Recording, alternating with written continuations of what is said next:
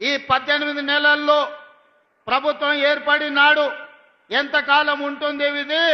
3 నాళ్ళ ముచ్చటనే అన్నవాళ్ళు ఉన్నారు. 3 నాళ్ళు అయిన తర్వాత ఈ ప్రభుత్వం ఉంటది కానీ సంక్షేమ పథకాలు అమలు చెయ్యలేరు అన్నారు. సంక్షేమ పథకాలు అమలు చేసిన తర్వాత వీళ్ళు కలిసి ఉండరు, రోజు కలహించుకుంటారు. కాంగ్రెస్ వాళ్ళకు కలిసి ఉండే లక్షణమే లేదు అన్నారు.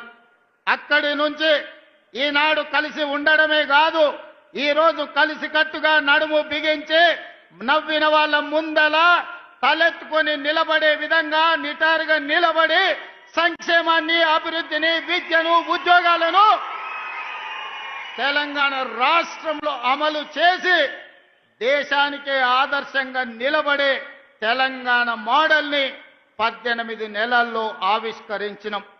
అందుకే ఈనాడు కన్యాకుమారి నుంచి కశ్మీర్ వరకు 150 రోజులు 4000 కిలోమీటర్లు మండు టెండల్లో మంచు కొండల్లో నడుస్తూ ప్రజలని కలుస్తూ ఆనాడు రాహుల్ గాంధీ గారు ఒక మాట ఇచ్చారు.